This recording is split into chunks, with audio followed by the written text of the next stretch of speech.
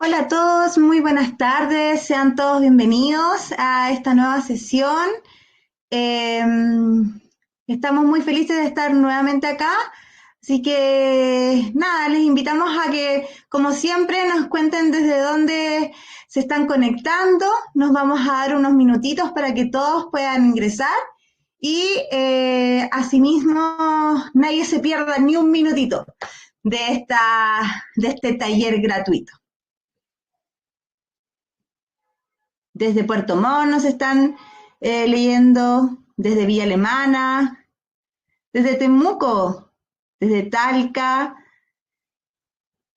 desde Ñuñoa, desde acá Santiago, Viña del Mar, desde Ñuble, desde Las Cabras, la sexta región, de Quilpué, desde Talcahuano, desde Maipú, desde Talca, desde Arauco, Copiapó, Ancut, Traiguén, novena de región, La Cisterna, desde Rancagua. Sean todos muy bienvenidos de Calbuco, desde Los Esteros, región de los Ríos, muy bienvenidos. Escuela España, desde Rancagua, también muy bienvenidos. Pozo Almonte, San Vicente, Yungay, Nogales, Valparaíso. Sean todos muy bienvenidos a esta nueva instancia que tenemos de taller gratuito. Voy a abrir mi camarita ya para que nos podamos ver. Desde Arica estaba leyendo también Providencia, desde Coquimbo, Puente Alto. Un gusto a todos desde Lautaro. Bienvenidos sean a esta nueva sesión que hacemos de nuestros talleres gratuitos, ¿ya? Desde la plataforma de CIEMAX, a través de Academia CIEMAX. Estamos muy contentos nuevamente de poder estar acá en esta sesión y bueno, vamos a dar ya el inicio a nuestro taller para que no perdamos ningún minutito más, porque ustedes saben, el tiempo es cortito y tenemos mucho siempre que contar. ¿Ya? Nuestro taller de hoy es didáctica para la enseñanza de habilidades. ¿Ya?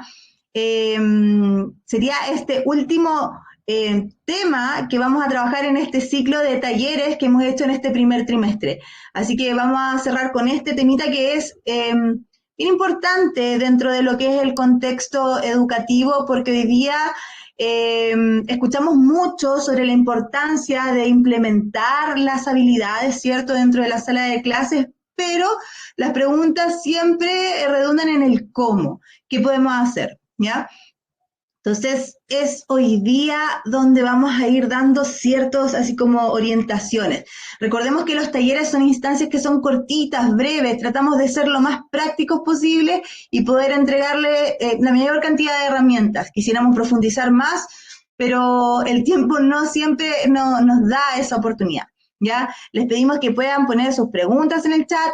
Trataremos de que si hay muchas preguntas, poder hacer una entrega de información a posterior a este taller, ya para poder resolver y así poder dar una buena continuidad a esta relatoría, ¿ya? El objetivo de este taller es que podamos brindarles herramientas didácticas a ustedes para el diseño e implementación de estrategias de enseñanza que están orientadas al desarrollo de habilidades para los estudiantes, ¿sí? ¿Cuál va a ser nuestra ruta de trabajo? Bueno, vamos a trabajar en dos módulos. El primer módulo vamos a mirar los principios de las didácticas de enseñanza de las habilidades. Vamos un poco a tratar sobre la conceptualización y la relevancia de la enseñanza basada en habilidades. Vamos a mirar cuál es el principio de aprendizaje profundo y su aplicación en el aula y la relación entre didáctica, metodología y evaluación, ¿sí? En nuestro módulo 2 vamos a mirar estrategias didácticas para el desarrollo de habilidades, vamos a mirar un diseño de actividades centradas en el estudiante, el uso de metodologías activas en la enseñanza de habilidades y la incorporación, por supuesto, de recursos digitales y herramientas innovadoras, ¿ya?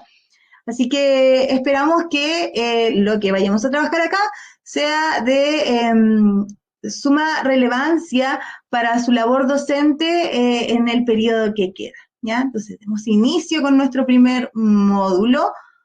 Antes de empezar el primer módulo, conversemos, por supuesto, porque siempre es importante tener una instancia de conversación. Entonces, les invito a participar en el chat contestando esta pregunta.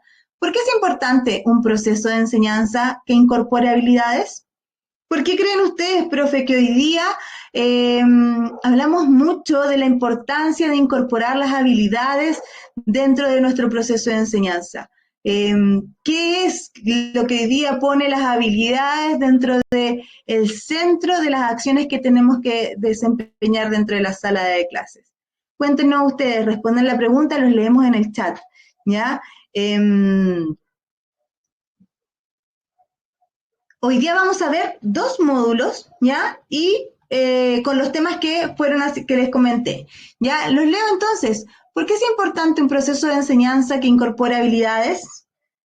¿Ya? Porque las habilidades se ocupan en el día a día, ¿ya? Son valiosas para desenvolvernos, porque desarrollan el potencial de nuestros estudiantes, porque permiten aprendizajes significativos, perfecto. Es importante el desarrollo de habilidades porque estas son transversales y permiten el desarrollo integral, ¿ya? Generan la arquitectura curricular y de aprendizajes profundos y significativos de los estudiantes. Perfecto. Desde las habilidades el proceso es más propio y tiene mayor sentido. Perfecto. ¿Ya? Qué importante poder leerlos desde la manera en que cada uno considera la importancia de poder trabajar las habilidades. Veo mucho que habla sobre el aprendizaje integral, sobre un aprendizaje significativo, ¿ya? Sobre las diferentes habilidades que tenemos, ¿cierto? Hay habilidades blandas también que son importantes, poder incorporar también en los procesos de enseñanza, porque son importantes para la transversalidad de los aprendizajes. Perfecto. ¿Ya? Excelente. Cada uno de ustedes tiene mucho razón en el centro de por qué incorporamos o debemos incorporar y por qué también explícitamente dentro de nuestro currículum se aborda el desarrollo de las habilidades en las diferentes disciplinas.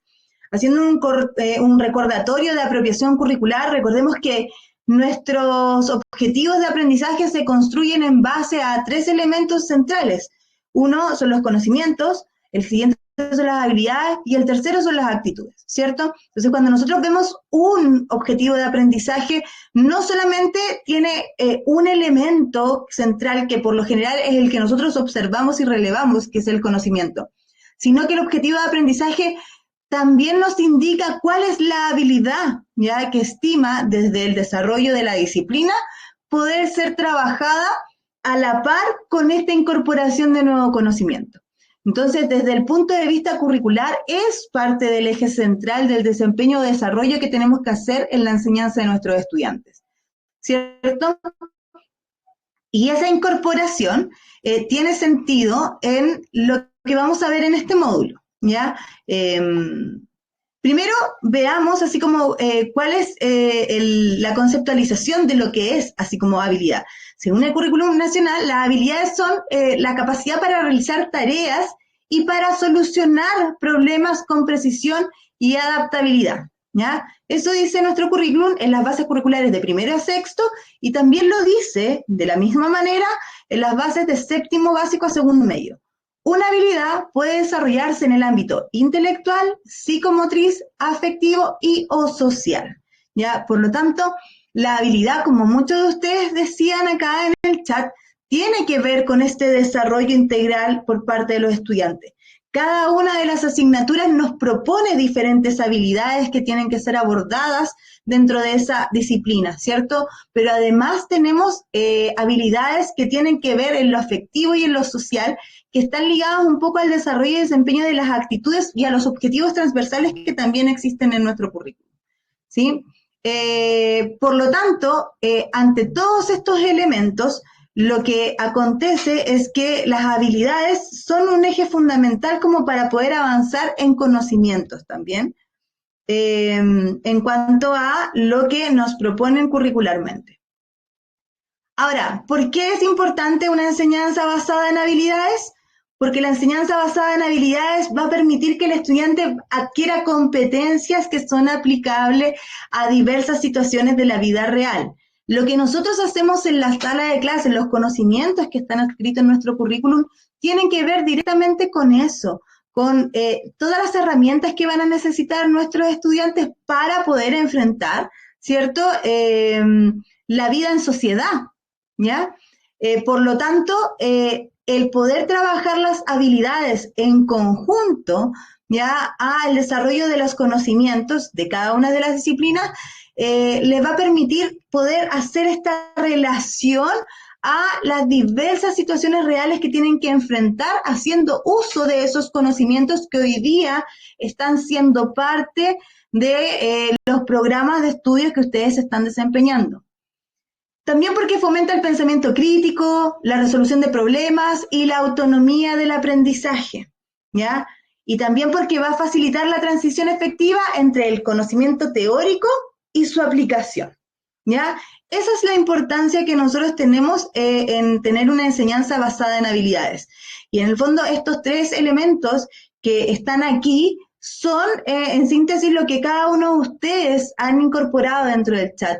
Aprendizajes significativos, aprendizajes profundos, un aprendizaje que sea transversal, un desarrollo de un estudiante integral, ¿ya? Pero esos elementos se ven traducidos en lo concreto, en la capacidad que tiene el estudiante de, desde el conocimiento que está adquiriendo, poder llevarlo a cabo en una experiencia, en una acción que es concreta. Cuando desde los procesos de enseñanza que nosotros estamos ejecutando en la sala de clase, el estudiante tiene dificultades como para poder verlo dentro de su desarrollo de la vida cotidiana, es porque hemos trabajado el conocimiento, pero no hemos empujado o darle herramientas al estudiante para que desarrolle la habilidad, ¿ya? Ese es como el ejemplo más práctico. Ahora,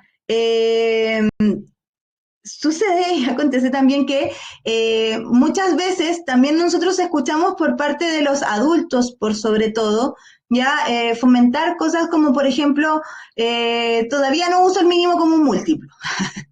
Y ese tipo de frases que son parte de los conocimientos, por ejemplo, en matemáticas que se utilizan, suelen así como sin querer hacerle mucho sentido al niño cuando hay ciertos conocimientos que de base no le generan ninguna relación de sentido para de qué les va a servir en el futuro, ¿ya? Por lo tanto, si bien hay conocimientos que en la práctica nosotros sabemos, no estamos a cada rato utilizando el mínimo común múltiplo, ¿ya? Pero para ciertos ejercicios como matemáticos que tuviésemos que hacer, como por ejemplo, para ir a comprar, ¿cierto? O si, por ejemplo, hacemos una convivencia, nos distribuimos así como la cantidad de cosas que tiene que traer cada uno. Si yo traigo un cuarto de queso y el compañero también trae otro cuarto de queso, ¿cuánto vamos a tener de queso finalmente, ¿cierto? Para poder organizar esta convivencia. Ahí ponemos en práctica, ¿cierto?, el uso de elementos que quizás no son tan cotidianos, pero que sí les va a hacer sentido, ¿ya? Pero sigamos revisando, ¿ya? Y ahí es cuando nosotros hacemos este clic en los estudiantes sobre las situaciones de la vida cotidiana en donde se van así como enfrentando y cómo van haciendo uso de los conocimientos que van adquiriendo, es donde se activa el aprendizaje profundo, ¿ya?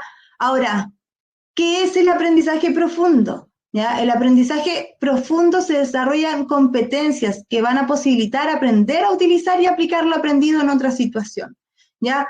Aquí es importante que hagamos una diferenciación entre el aprendizaje que es significativo y el aprendizaje que es profundo, ¿ya? En conceptualización, porque no son lo mismo, ¿ya? El aprendizaje significativo es ese aprendizaje donde el estudiante evoca, en el fondo, situaciones que tienen que ver como hacia la emocionalidad, ¿ya? Como a la memoria emotiva, ¿ya?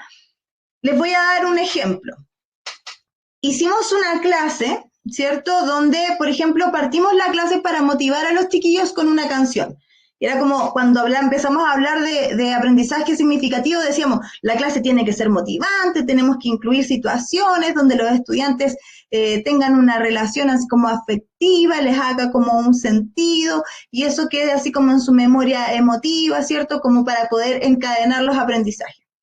Y resulta que partimos la clase, la relacionamos con una canción, los chiquillos así como que se motivaron con la canción y luego hicimos el desarrollo de nuestra clase, ¿cierto? Y a la clase siguiente le preguntamos, chiquillos, ¿qué aprendimos hoy día? Perdón, ¿qué aprendimos en la clase anterior? Y te dicen, no, vimos una canción, y la canción sonaba así, ¿ya? Ese aprendizaje significativo que ellos acaban de decir está correcto. Para ellos fue significativo en el fondo la canción, les evoca un proceso emotivo adecuado, pero no tuvo o no hizo clic con el aprendizaje, efectivamente, ¿sí? En cambio, el aprendizaje profundo es donde a partir de una experiencia el estudiante dice, ah, yo me acuerdo cuando hicimos esta tarea, lo que utilizamos o ocupamos fue esta fórmula, por ejemplo, matemática. Y de esta forma logramos llegar al resultado. Ahí el aprendizaje es profundo, porque el estudiante logró traer ese conocimiento en base a esa experiencia que vivieron y es capaz de replicarla en otro contexto. Entonces, así tenemos la diferencia entre el aprendizaje significativo y el aprendizaje profundo. ¿Uno es mejor que otro? No. Los dos son importantes en el proceso de aprendizaje, ¿ya? Para los estudiantes.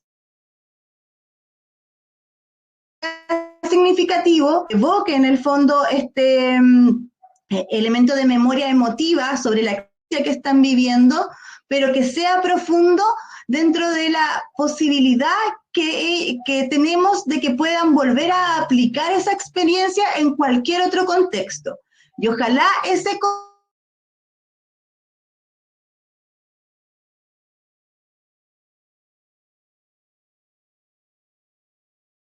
así como a resumir un poco sacando como el ejemplo. El aprendizaje significativo va a tener que ver como con la memoria emotiva, ¿cierto? Con todos los elementos que van a tener directa relación con lo que le evoca, ¿ya? Y el aprendizaje profundo es cuando va a lograr traer los conocimientos para poder replicarlos en otro contexto, ¿ya? Cuando el estudiante es capaz de la situación de aprendizaje, poder replicarla en cualquier otro contexto en el cual la vaya a desempeñar. Y como les decía, ojalá este pueda ser dentro de la situación así como de real, ¿ya? No sé si se logró así como retomar, ¿sí?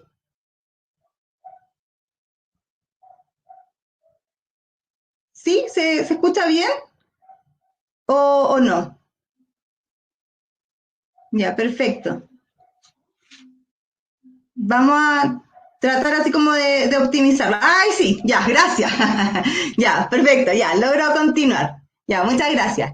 Entonces, esa es la diferencia entre el aprendizaje profundo y el aprendizaje significativo, ¿ya? Cuando nosotros trabajamos o incluimos dentro de los procesos didácticos, ¿ya? El aprendizaje, las habilidades, perdón, enfocamos, lo que buscamos no es solo que sea significativo, esperamos que el aprendizaje sea profundo y tal como dice ahí, que en el fondo esto que estamos enseñando a nuestros estudiantes puedan utilizarlo o aplicarlo en cualquier otra situación, ¿ya? Entonces, desde el aprendizaje profundo podemos identificar tres habilidades fundamentales, pero hoy día vamos a centrarnos en esto, las habilidades que son cognitivas, ¿ya? Entonces, la posibilidad que tiene el estudiante de dominar diversos contenidos disciplinarios, ¿ya? De no solamente del que más le facilite, sino que pueda tener diferentes contenidos disciplinarios dentro de su dominio o posibilidades de poner en la práctica en su vida cotidiana, ¿sí? Analizar y usar la información, abordar problemas y asuntos complejos, crear patrones, modelos mentales, abstracciones de sistemas de clasificación, ¿ya? Y aprender a aprender, ¿ya? Cuando un estudiante tiene un aprendizaje profundo, sus habilidades cognitivas se van a ver reflejados en estas que están aquí. Ustedes van a ver que el estudiante va a tener una capacidad de analizar y usar la información que tiene. ¿Para qué? Para poder abordar diferentes asuntos y problemas complejos que se les puedan presentar, pero simples también, ¿ya? Inicialmente. Crear modelos, decir, a ver, esto que lo hicimos una vez, ¿cierto? Para este contexto sirve, pero también tenemos que incorporar esto otro para que realmente funcione, ¿sí? O sea, se crea un nuevo modelo para poder resolver aquella situación, ¿sí? Dentro de los aprendizajes profundos, lo importante es poder considerar tres elementos fundamentales, ¿ya? Para que este aprendizaje sea profundo en torno al desempeño de las habilidades. Uno, que el aprendizaje sea activo, hay que involucrar a los estudiantes.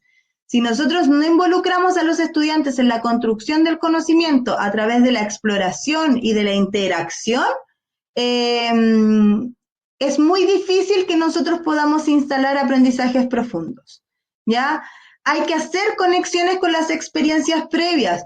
Nuestros estudiantes viven en sus diferentes contextos muchas experiencias de manera cotidiana, en sus casas, en sus traslados, ¿ya? Al colegio, con sus familias, en sus actividades que no son escolares y en las actividades que son extraescolares también. Entonces, cada aprendizaje que nuestros estudiantes incorporan dentro de la sala de clase, debemos tratar de hacer una conexión sobre sus experiencias previas. ¿Qué saben? ¿Qué han visto? ¿Qué conocen? ¿Qué han escuchado? Cualquier elemento, desde su fuente más simple incluso, que puede ser una película, alguna situación de la vida cotidiana, es importante poder incorporarla para permitir hacer la relación con la nueva información. Si nosotros no tomamos los conocimientos previos que ellos puedan tener sobre cualquier situación de aprendizaje que queremos incorporar de cualquier disciplina, va a ser mucho más difícil que el aprendizaje sea profundo, porque no va a haber una relación, ¿ya? Evaluar de manera formativa, ¿ya? Integrar mecanismos de retroalimentación constantes para mejorar la comprensión y reforzar el aprendizaje es fundamental para aprendizajes profundos. Si nosotros no incorporamos de manera planificada la retroalimentación o procesos de evaluación formativa donde podamos ir viendo la construcción del aprendizaje que los estudiantes están haciendo, es muy complejo que podamos evidenciar que efectivamente nuestros estudiantes van a ser capaces de desenvolverse o hacer uso de ese conocimiento dentro de una situación práctica, ¿sí? Veamos y revisemos ejemplos de cada uno de ellos, ¿sí? Porque parte del objetivo de este taller es poder brindarles, ¿cierto?, estrategias y situaciones que son prácticas, ¿ya? Entonces, tenemos que el aprendizaje activo, importante involucrar a los estudiantes en la construcción del conocimiento, dijimos, ¿cierto? Un ejemplo de esto es posible de la siguiente manera.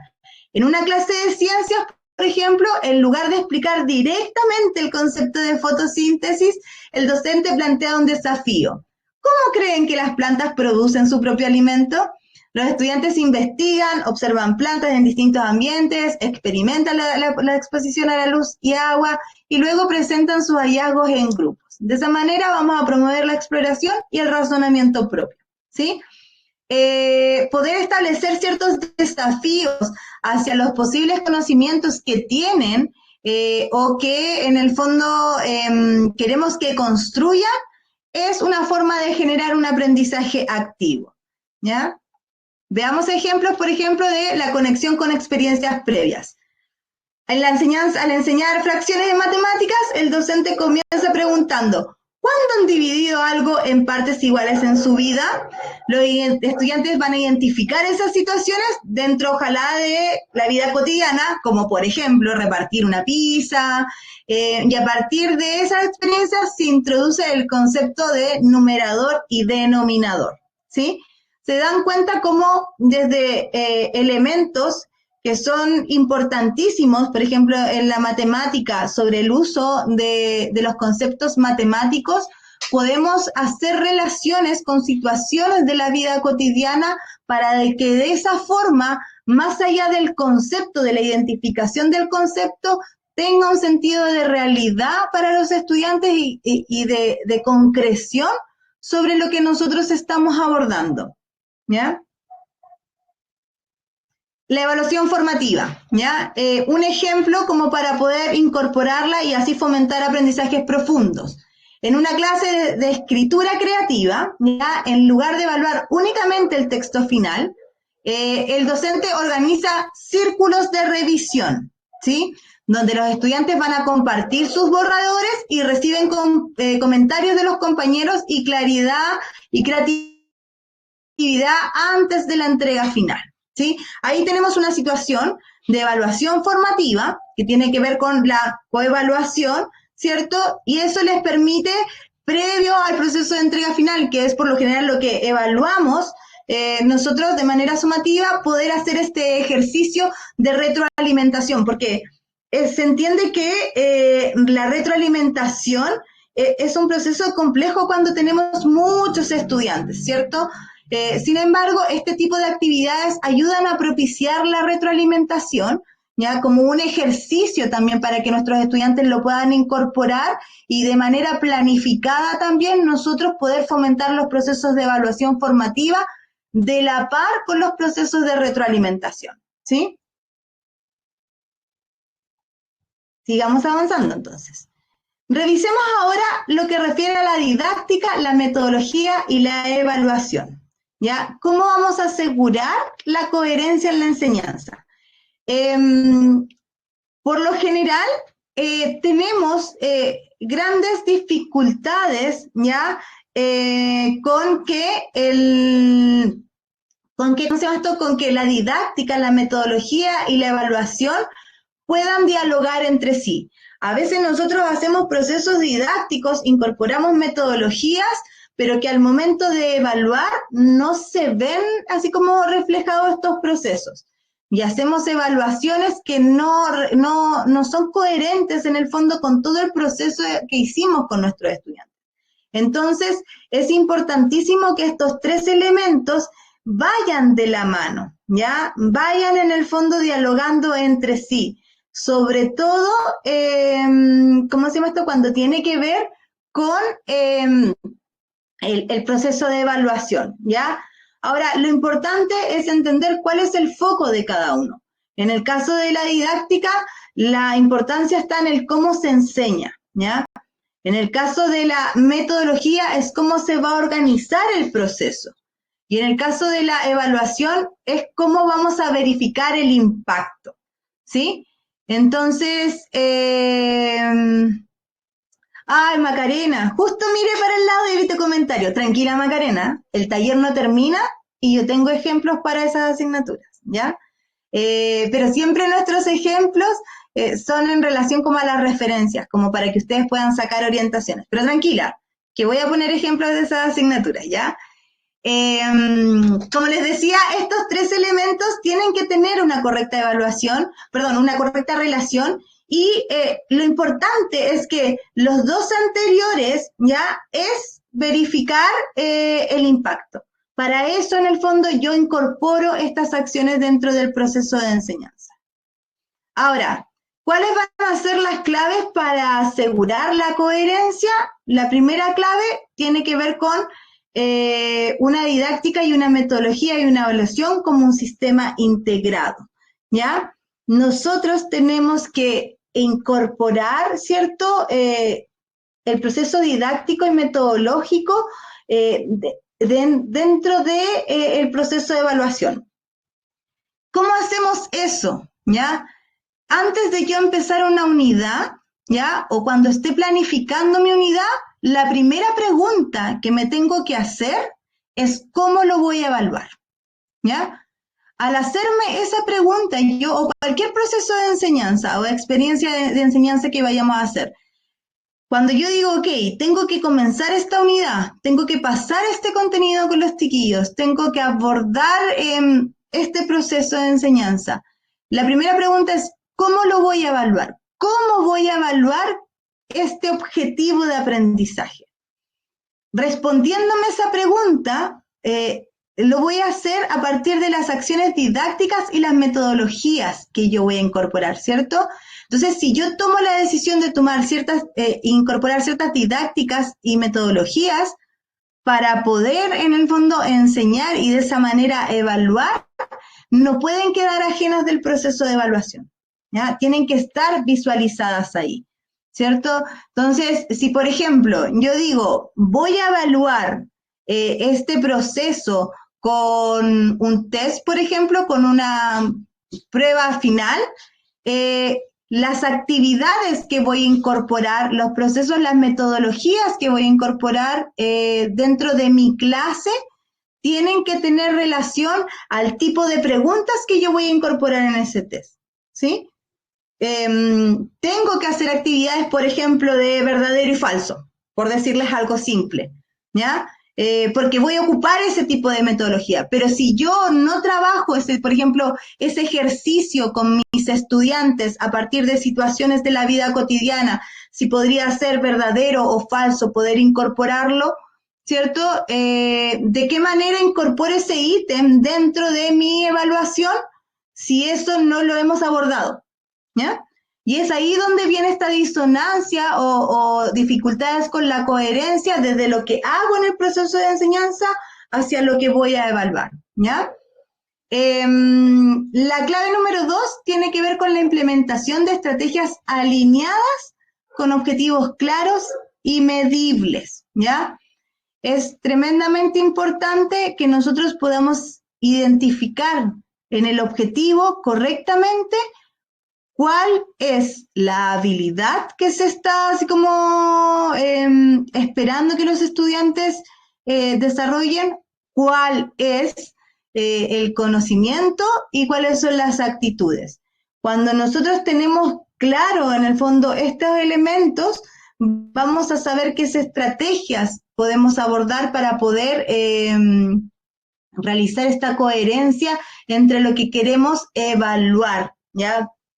Entonces, muchas veces cuando el objetivo parece ser ambiguo, tenemos dificultades para poder incorporarlo. Ahora, el ejercicio que tenemos que hacer nosotros es cuando aparece el objetivo de aprendizaje, primero identificar en ese objetivo cuál es la habilidad, buscarla. Por lo general, la habilidad aparece iniciando nuestro objetivo. Después, marcar cuáles son los conocimientos y cuáles son las actitudes. Les voy a dar así como un ejemplo muy simple. Cuando en lenguaje, por ejemplo, aparecen objetivos que dicen, leen de manera comprensiva diferentes tipos de textos narrativos de manera autónoma.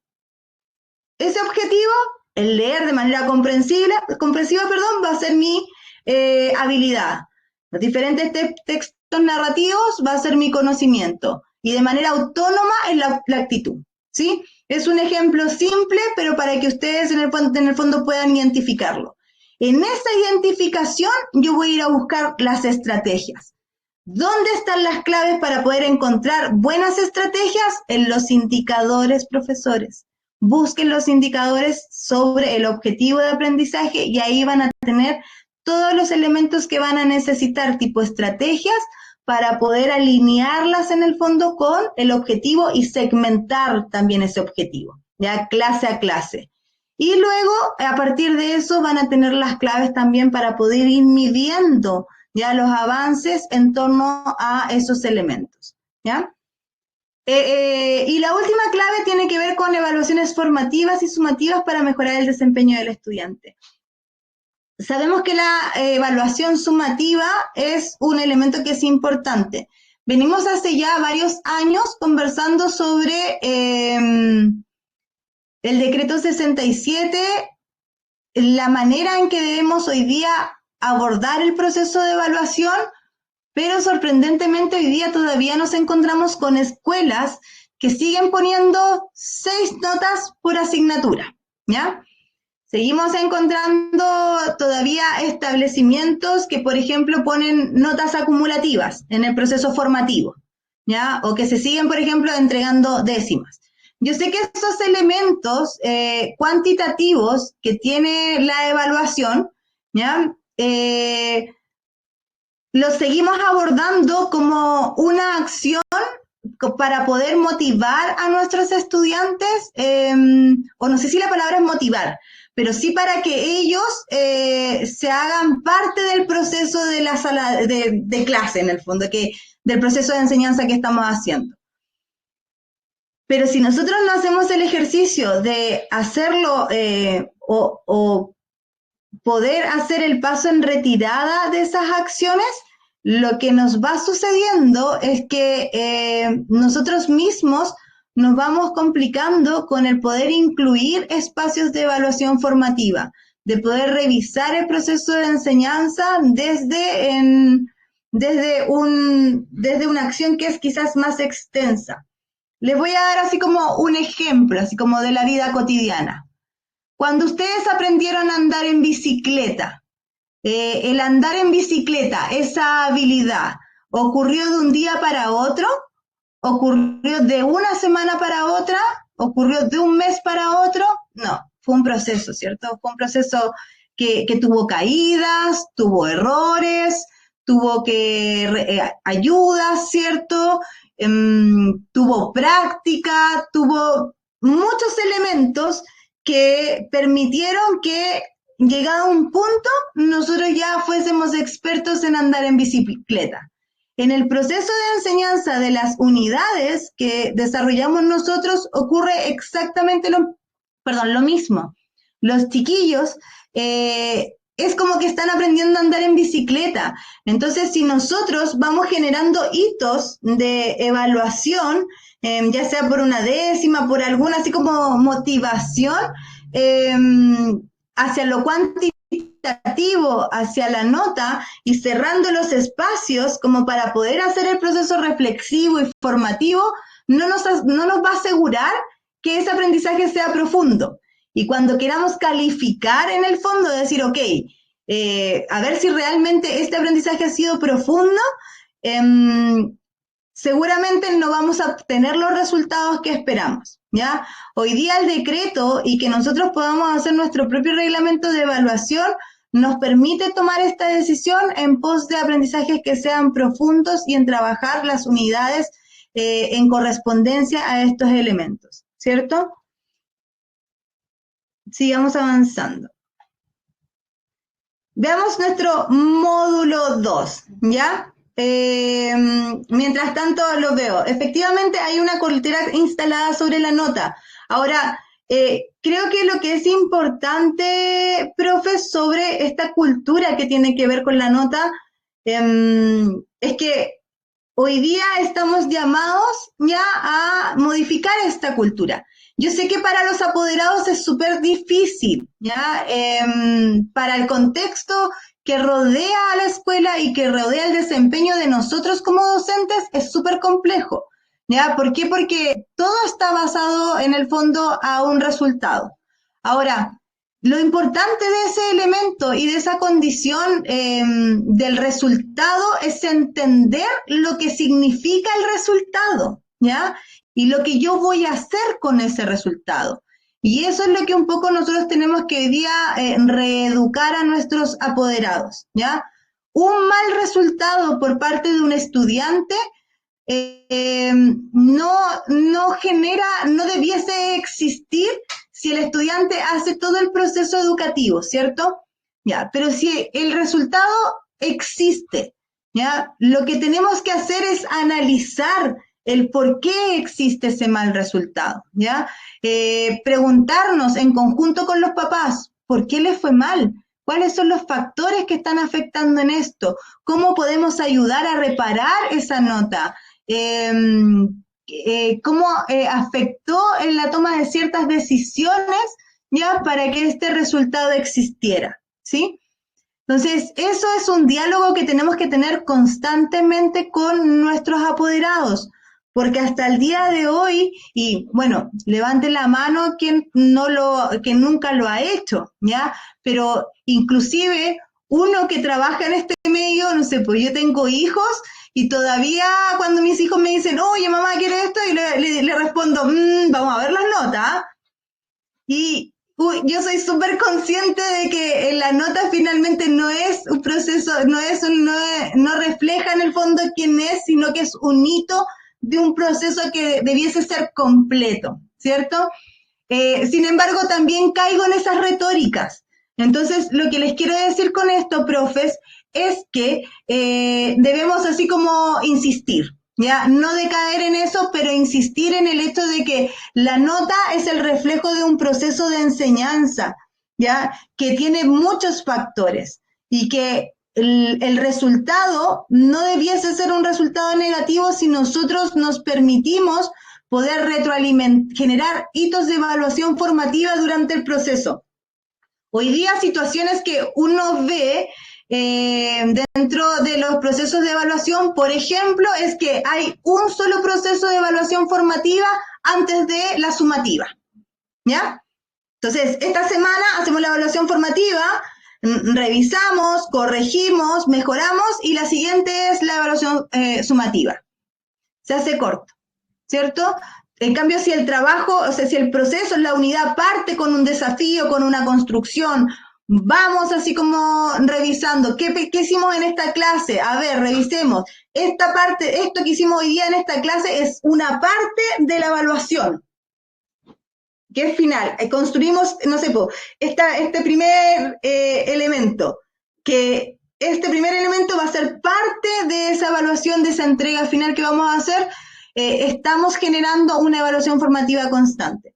Ahora, mi llamado es como a no decaer. Yo sé que es agotador, que nos enfrentamos a las diferentes, así como condiciones en que en la que se percibe hoy día la evaluación, ¿cierto?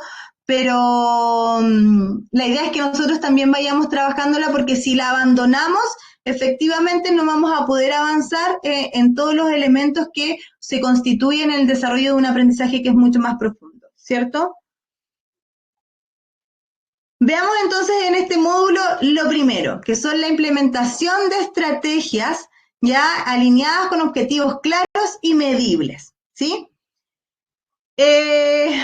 Estrategias que son importantes como para poder abordar son aprendizaje basado en problemas, el ABP, el aprendizaje colaborativo y el uso de técnicas de indagación, ¿ya?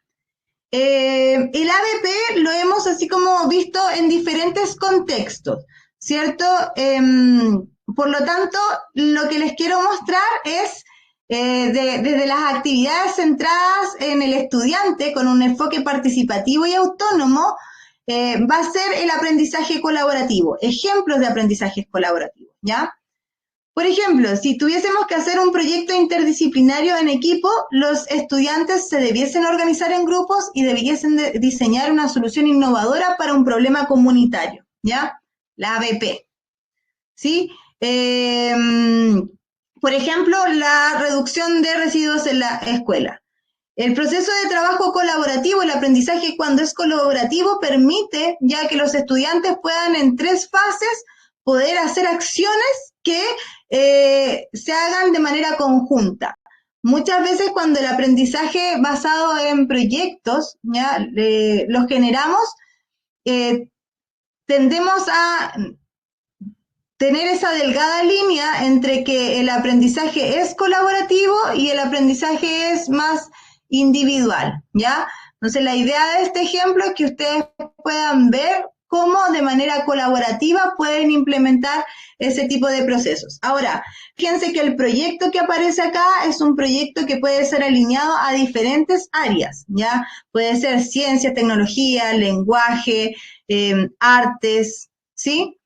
Desde cómo se van así como incorporando. El otro ejemplo tiene que ver también con aprendizaje colaborativo, tiene que ver con el mapa conceptual colaborativo. Este lo vi recientemente en una sala de clases y me pareció muy interesante, ya que fue en una clase de historia también en particular. Estaban viendo la epopeya, si no me equivoco. Pero en grupos, dicen grupos pequeños, pero según la experiencia que yo vi en este trabajo colaborativo, eran grupos de 4 o 5 estudiantes, ¿ya? Estamos hablando que esto lo vi más o menos era un octavo básico.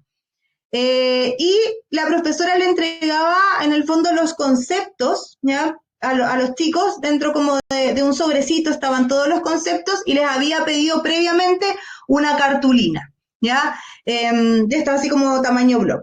Y ahí, en el fondo, cada uno de estos conceptos los chiquillos los tenían que ir organizando para poder construir este mapa conceptual, ¿ya? Como aparece acá en el ejemplo, se pueden hacer grupos pequeños y poder separarlos en diferentes temas. Cada uno de los equipos puede analizar algún tema que tenga que ver con ese aspecto. ¿Ya? Aquí da un ejemplo que tiene que ver directamente con ¿cómo se llama esto? Con historia. ¿Ya? En los cursos que son de educación inicial, en primer ciclo, también se puede hacer este tipo de trabajos, solo que a lo mejor en vez de trabajar un mapa conceptual, pueden trabajar un esquema que sea mucho más simple de poder abordar, pero que sean así como directos, no sé, pues los más pequeños puede ser así como relacionar imágenes, así como conceptos con imágenes, ¿ya? Y que hagan el match y que entre ellos construyan estos organizadores gráficos, ¿ya? De manera conjunta. Entonces se dan cuenta que de esa manera propiciamos este trabajo o este aprendizaje que es colaborativo desde el punto de vista de tomar ciertos conocimientos, ¿ya? Desde las técnicas de indagación, un ejemplo interesante es el aprendizaje basado en preguntas en una clase de ciencias, por ejemplo, en lugar de explicar directamente el cambio climático, el docente inicia con la pregunta: si la temperatura global aumentara a 2 grados Celsius, ¿qué efectos creen que tendría en su comunidad? Y así los estudiantes se permiten así como poder investigar. Este ejemplo, que es muy parecido al que vimos anteriormente, lo que invita ya es a que los chiquillos siempre indaguen, hagan preguntas a los chiquillos, pónganlos en problemas, háganles preguntas que enmarquen la clase en un desafío. Por ejemplo, si vamos a trabajar en educación física, mostrémosle, preguntémosle a ellos, ¿qué impacto tiene en que los estudiantes, que nosotros no podamos desarrollar cierta cantidad de actividad física? ¿Qué impacto creen que ustedes tienen? ¿O qué impacto ustedes han podido observar? Antes de poder salir a hacer el proceso del trabajo de unidad, invítelos a reflexionar sobre por qué es importante la actividad física que están desempeñando en la asignatura. ¿O qué pasa cuando un estudiante no se alimenta adecuadamente? Pregúntele a los chiquillos, por ejemplo, en tecnología, chicos, ¿qué pasa cuando no sabemos ocupar herramientas, ¿ya? Que son fundamentales para el trabajo dentro de nuestro desarrollo educativo, como por ejemplo ocupar el Word, ocupar el PowerPoint, u otras herramientas como por ejemplo hacer uso de Canva, ¿ya? ¿Qué problemas me trae no saber estas herramientas o no poder manejarlas? Sé para qué me puede servir Excel, qué partido le puedo sacar a esa herramienta. Comiencen las clases según la unidad en base a un, ¿cómo se llama esto? Desafío. Otro ejemplo sobre técnicas de indagación es la investigación guiada con experimentación. Por ejemplo, en matemáticas los estudiantes van a recibir una serie de patrones geométricos y van a tener que formular hipótesis sobre cómo se generan. Posteriormente se realizan pruebas con diferentes materiales y así justifican sus conclusiones a través de argumentos matemáticos. ¿Ya? Invítenlo a generar hipótesis, ¿ya? Sobre qué, sobre los contextos de aprendizaje que están ejecutando. ¿Por qué esta situación ocurre de esta forma? A ver, probémosla, ¿ya? Pónganla en acción.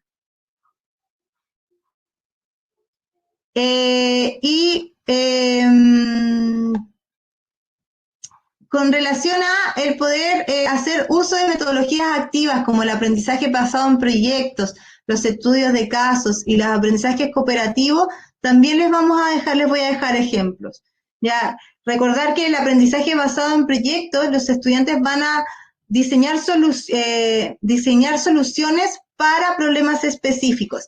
Ahí me voy a detener un poco, ¿ya? Sobre poder así como encontrar las diferencias entre el aprendizaje basado en problemas o proyectos y en el fondo, trabajo sobre proyectos en generales, ¿ya?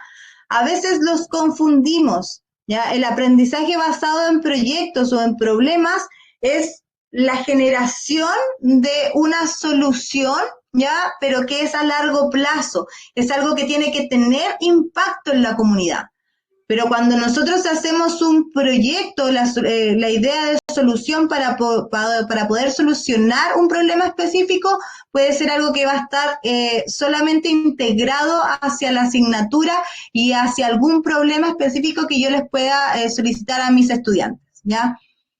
Por ejemplo, tenemos un grupo de niños que en el colegio que necesitan aprender sobre la geografía de Chile, ¿cierto? Entonces yo me dedico en mi asignatura a poder trabajar una exposición en torno a la diferenciación de la geografía de Chile, ¿sí? Ese proyecto, ya que se va a presentar a la comunidad, va a solucionar ese problema específico. Ahora, pueden ser incluso cosas mucho más generales y direccionadas hacia el contenido mismo.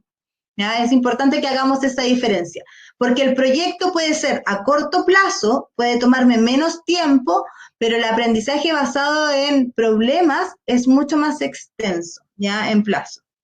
Tiene muchas más fases, mucho más análisis, mucho más búsqueda de información para poder tener la mayor cantidad de información para la toma de resolución para lo que yo quiero crear para poder abordar ese tema que afecta a mi comunidad, ¿sí? Es mucho más extenso. En cambio, el proyecto puede ser mucho más acotado, mucho más simple. El estudio de casos es analizar situaciones reales y proponer soluciones fundamentales. Y el aprendizaje cooperativo es que los estudiantes trabajan en equipos con roles definidos. Eso es la diferencia de colaborativo a cooperativo, ¿sí? Es tener roles definidos para potenciar el aprendizaje grupal, ¿ya? El aprendizaje, ejemplos que les puedo dejar para el aprendizaje basado en proyectos. Nuevamente el proyecto de sostenibilidad escolar siempre es como un buen eslabón para poder incorporarlos, ¿ya?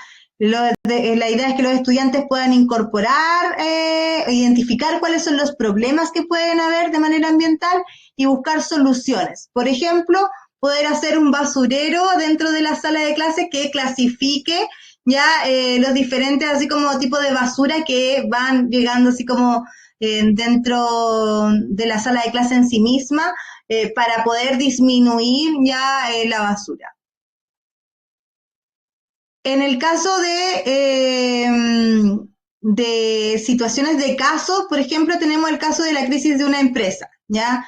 Un curso de administración que estemos trabajando con los estudiantes van a analizar el caso en matemáticas, por ejemplo, puede ser en matemáticas, en tecnologías, ya que se puede hacer este mismo caso, donde pueden trabajar en el fondo la administración, cómo se enfrenta a la baja productividad y incorporar en el fondo las situaciones de aprendizaje que tengan que ver con la unidad. Por ejemplo, en el caso de tecnología, cómo poder trabajar un Excel, ya para poder organizar toda la información, el análisis de datos, la identificación de los problemas, ya la solución, cómo poder realizar la solución también para poder mejorar este proceso.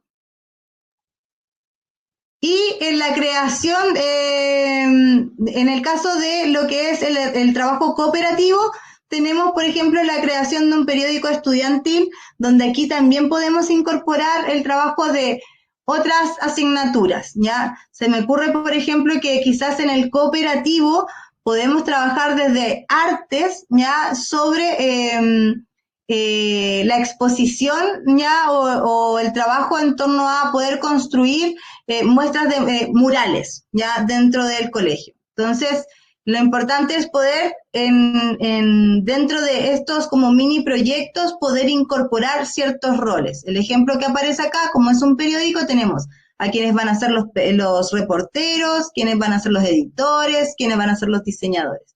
¿Ya? Desde ese punto de vista podemos incorporar el trabajo de muchas asignaturas. Cuando tenemos el trabajo de diseñadores, podemos trabajar desde el punto de vista de artes, ¿ya? Donde podemos incorporarnos y sumarnos interdisciplinarmente a esta tarea o este proyecto que se está haciendo a partir de los roles que se están generando. Por último, en la incorporación de recursos digitales y herramientas innovadoras, les voy a presentar algunas aplicaciones que ya conocemos, que seguramente conocen, otras plataformas interactivas y materiales multimedia que les pueden hacer así como sentido y también con ejemplos para poder utilizarlos. En las aplicaciones educativas tomé un ejemplo para esta aplicación que se llama Padlet, ya que lo que les permite es poder hacer un debate que es estructurado. ¿Ya? Se le deja a los chiquillos en lenguaje, por ejemplo, un texto argumentativo y el docente les va, en el fondo, a plantear una pregunta que puede ser controversial. Por ejemplo, ¿es aceptable el uso de inteligencia artificial en procesos de selección laboral, por decirle así? Cada estudiante va a publicar su opinión, va a argumentarlo con las fuentes que va a utilizar y se van de esa forma a analizar las diferentes perspectivas, ¿ya?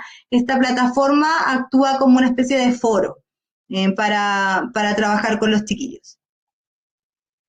En el caso de las plataformas interactivas, Moodle y Google Classroom, también podemos crear, por ejemplo, con el Google Classroom, una especie de sala de escape ya virtual, donde los estudiantes deban resolver ciertos acertijos científicos para poder avanzar en la actividad. Este tipo de actividad que aparece acá también es interesante poder hacerla en tecnología y también en este contexto se puede hacer en música, ¿ya? Por ejemplo, en música se puede hacer una sala de escape donde los chiquillos tengan que ir respondiendo preguntas en torno a el tipo así como el tipo así como música cultural, de procesos culturales que están viendo dentro de la asignatura, que aparecen dentro de los objetivos de aprendizaje que van de quinto a octavo básico, por darles un ejemplo. Entonces, las salas de escapes nos van a permitir a nosotros poder incorporar preguntas tipo desafíos para que los chiquillos puedan ir respondiendo cuando queramos, por ejemplo, hacer evaluaciones formativas, ¿ya? ¿Cómo se arma la sala de escape dentro del Google Classroom? Ustedes van armando carpetas donde van a tener que ir saltando ellos carpeta a carpeta, así como destrabando el ingreso a las otras carpetas con las respuestas que van a ir incorporando, ¿ya? Y por último, en la integración de videos, podcasts y simulaciones, tenemos que en la clase de educación física existe una aplicación que se llama Pet Simulation. ¿Ya? Pido disculpas si hay profes de inglés y estoy nombrándolo horrible. ¿Ya? Es una plataforma que les va a permitir experimentar con circuitos eléctricos virtuales. ¿Ya? Entonces los estudiantes van a probar distintos materiales y sus configuraciones y van a observar cómo va a variar la resistencia y en cuanto a las diferentes condiciones en que se vayan aplicando, ¿ya? Entonces, esa es una plataforma que puede ser es una simulación en física, en la asignatura de física, ¿ya? Donde van a ver los materiales, sus configuraciones y también van a poder ver la variación de las resistencias, la corriente en diferentes condiciones, ¿ya? Así como este simulador que existe para física, hay simuladores para educación física donde los chiquillos van a poder ver circuitos, ¿ya? Que tienen que simular cómo se tiene que hacer ese circuito y después poder ejecutarlo, ¿ya? Ya, profes, pasaditos un minuto, siempre se nos hace súper corto. Es verdad, es cierto que siempre nos faltan ejemplos para las diferentes asignaturas, ¿ya? Tratamos de poner los ejemplos muchos más generales, ¿ya? Para poder en el fondo ustedes puedan sacar ideas y relacionarlos sobre las asignaturas que cada uno los desempeña. Ahora, el foco de la información importante de esto, profe, es que, como ustedes pueden ver a partir de los ejemplos que se mostraron, si nosotros no activamos a nuestros estudiantes a que ellos tomen el conocimiento y lo pongan en acción, a hacerles preguntas que sean desafiantes en torno a lo que queremos que aprendan, ya efectivamente no van a lograr hacer como esta relación. ¿Ya? Hay muchos ejemplos que se pueden tomar. En inglés, alguna vez una profesora hizo que los chiquillos pudiesen traducir papers en torno al mindfulness para de esa forma poder hacer como una cantidad de ejercicios del mindfulness para poder trabajarlo desde la plataforma de TikTok, por decirles algo. Que me ha tocado ver. Entonces, podemos tomar la experiencia educativa de lo que los chiquillos tienen que incorporar sobre los conocimientos y llevarlos a la práctica para poder así como invitarlos a que la construcción sea profunda y que le haga una relación a su vida cotidiana. Recordemos que lo que los chicos aprenden hoy día en la escuela es cómo ellos van a enfrentar el día de mañana, se van a enfrentar a nuestra sociedad, los ciudadanos que van a ser el día de mañana. Sé también que hay barreras, ¿cierto?, que tienen que ver con un ranking de notas, ¿cierto?, que tiene que ver con una PAES, un CIMSE, pero si nosotros hoy día, desde los más chiquititos, hacemos el esfuerzo de poder ir incorporando paso a paso esto, nos vamos a dar cuenta que el ranking de notas, que, ¿cómo se llama esto?, que la PAES, el CIMSE, son hitos ya de medición, pero que al hacer que estos aprendizajes sean profundos, se van a volver en el fondo, como les digo, un hito, ¿ya? Tenemos que trabajar sobre el aprendizaje profundo más que por la mecanización de los conocimientos. Importante es que CIMSE y PAES miden habilidades. CIMSE mide habilidades y PAES mide competencias, profesores. Y cuando nosotros revisamos las preguntas son cada vez más asociadas al cotidiano en el uso del conocimiento, ¿ya? Así que ojo ahí. Les agradezco a todos su tiempo. Ojalá pudieran dejarnos así como en el comentario qué es lo que se llevan hoy día. Y nada, los esperamos en el siguiente ciclo de talleres que va a comenzar a contar de julio, así que estén atentos a nuestras redes sociales para que puedan ver los temas que vienen en nuestro siguiente ciclo, y los invitamos a que si quieren profundizar en algún tema, porque siempre que se nos hace súper corto, visiten Academia CIEMAX, ¿ya? Ahí tenemos muchos cursos, asesorías que les va a hacer sentido sobre los 3 temas que hoy hemos abordado en este ciclo, ¿ya? Para que puedan conocer nuestros cursos, insisto, asesorías y talleres, ¿ya? Que se dan en tiempo breve, pero que, ¿cómo se llama esto? Son mucho más profundos que lo que logramos a trabajar aquí en estos talleres. Así que los invitamos a que, insisto, visiten nuestras redes sociales, visiten nuestra página web, conozcan sobre nuestra propuesta de cursos para poder profundizar en los temas que en este ciclo de taller hemos trabajado. Y los esperamos, por supuesto, en julio, y yo por mi parte me despido y les agradezco mucho la oportunidad de compartir con ustedes, ya que tengan una excelente tarde y ya queda poquito para las vacaciones, así que ánimo, profes, ya que estén muy, muy bien, ¿ya?